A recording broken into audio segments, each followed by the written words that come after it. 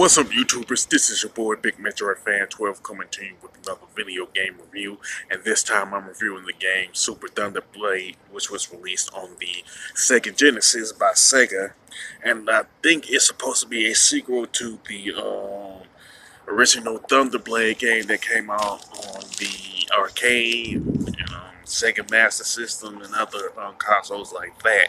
You know what I'm saying? If that's really the case, then let me know in the comment section if this game is really a sequel. Now,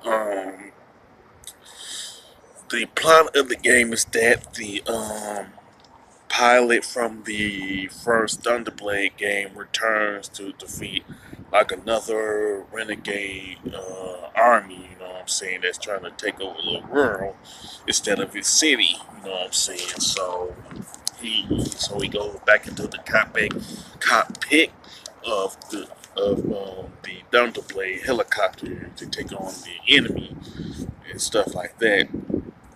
Now, Super Thunderblade does have 4 stages, pretty much like the first Thunderblade game, where you have to fight pretty much helicopters, tanks, jets, turrets, stuff like that, you know what I'm saying, battleships, all types of military vehicles and stuff like that, you know what I'm saying.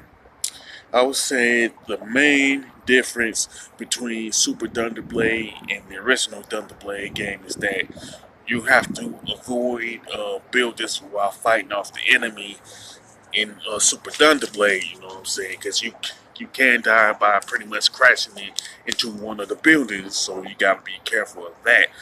I would say that's mainly in the first stage for sure. But if you're in one of the other states, you might have to like dodge trees and dodge other obstacles and stuff like that. You know what I'm saying? But then there's the fact that while avoiding the buildings, you gotta avoid the barrage of bullets that's coming at you. You know what I'm saying? And pretty much like the original Thunderblade game. You have at your disposal missiles and a Gatling gun.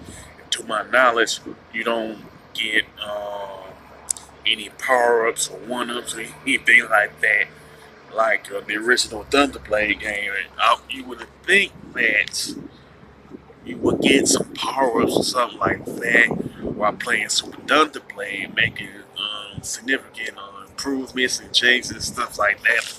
But Sega chose not to go that route for some reason. I don't know why they didn't. You know what I'm saying?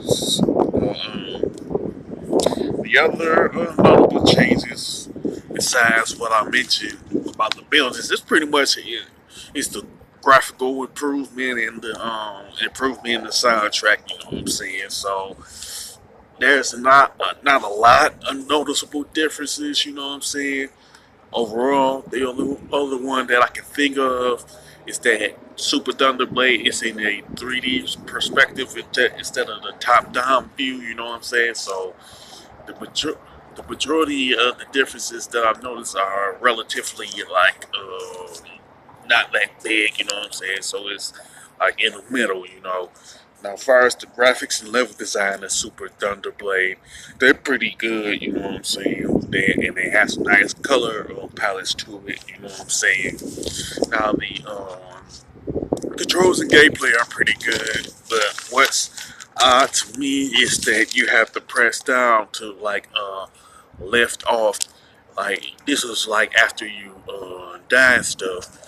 Yeah, you would think that when you die, it was still the helicopter would still be in the air, but they chose to go that route of you lifting off after you die. It's just to me just an odd programming choice in my opinion. You know what I'm saying?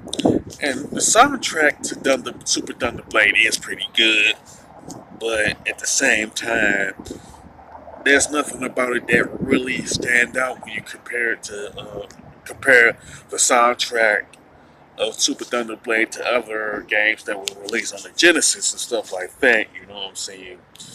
But well, like overall, Super Thunderblade is a pretty good game. You know what I'm saying, overall, when you talk about shoot 'em ups and stuff like that, you know what I'm saying? And I would definitely recommend it to anybody who is a retro gamer or a fan of the shoot 'em up genre as a whole, you know what I'm saying? For us to score, I definitely give it an 8 out of 10, you know what I'm saying? It's good shooter, but not like the greatest game that was released on the Genesis, though. With that being said, if you like Super Dumb to Play on the Sega Genesis, you can mention it in the comment section of this video. If it happen to be one of your favorite shoot 'em up games, you can also mention that. If there's any like significant flaws that's in Super Dumb to Play, you can also mention that.